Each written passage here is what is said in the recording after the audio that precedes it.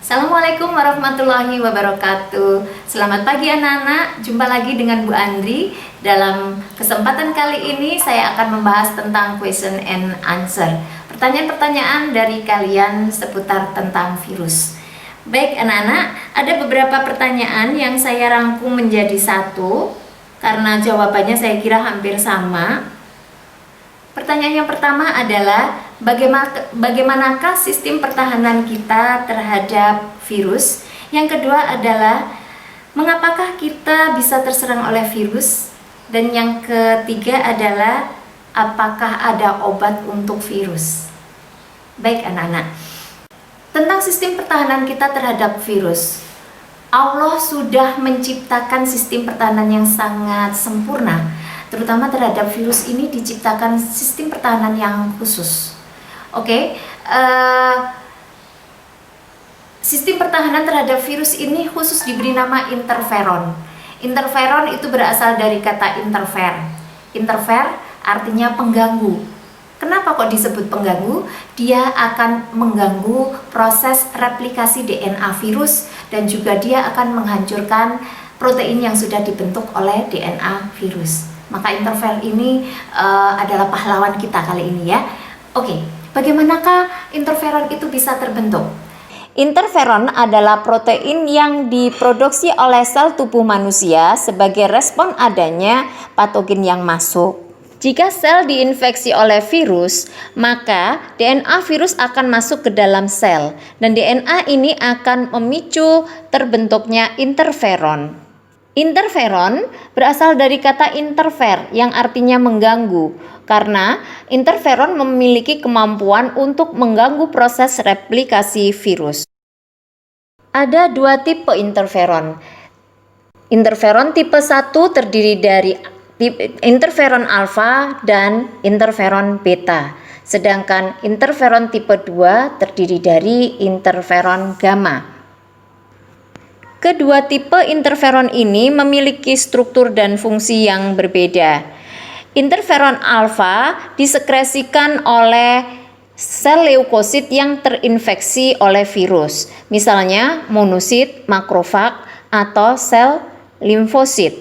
Sedangkan sel interferon beta disekresikan oleh sel-sel fibroblas. Fungsi interferon alfa dan beta adalah untuk mengganggu replikasi virus pada sel yang baru terinfeksi. Fungsi yang lain adalah mengingatkan sel imun seperti natural killer cell akan adanya infeksi. Peranan interferon ketika terjadi serangan dari virus. Perhatikan gambar berikut ini. Ketika ada serangan virus, maka yang masuk hanyalah DNA-nya saja, di mana kapsidnya akan tetap tinggal di luar. Di dalam sel yang terinfeksi, virus akan segera menduplikasi diri.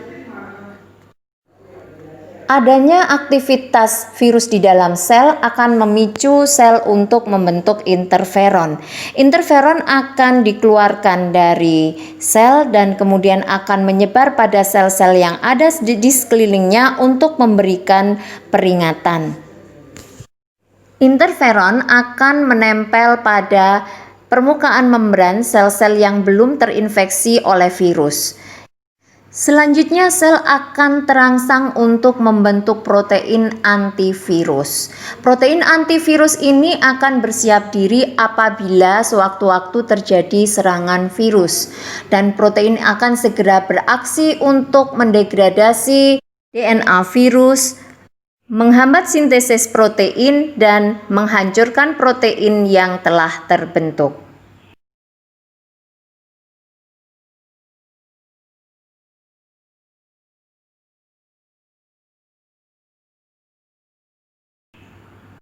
Interferon tipe 2 atau interferon gamma diproduksi oleh sel limfosit T yang teraktivasi dan natural killer cell yang fungsinya adalah menstimulasi aktivitas sel makrofag yang dikenal dengan macrophage activation factor.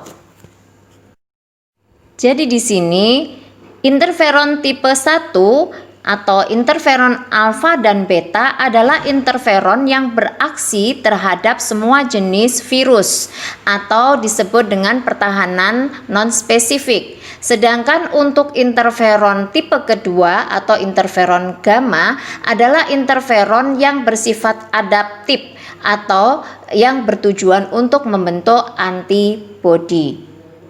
Lalu bagaimana dengan sel yang pertama kali diinfeksi oleh virus? Sel yang diinfeksi pertama kali oleh virus tadi anak-anak sudah tidak bisa diselamatkan.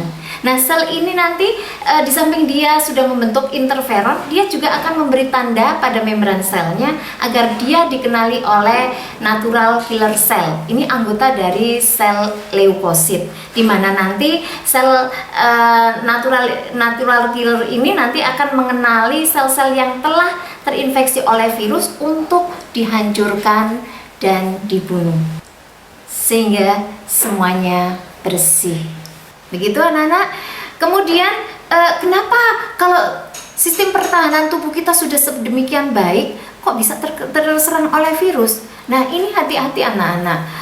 Sistem pertahanan tubuh kita ini akan lemah pada saat kita kurang istirahat, kurang makan, kemudian mungkin stres juga bisa jadi, ya. Kurang makan, kurang istirahat, stres ini mengakibatkan daya tahan tubuh kita akan melemah. Nah, pada saat daya tahan tubuh kita melemah, kemudian masuk virus, maka kita pertahanannya lemah dan bisa jatuh ke sakit.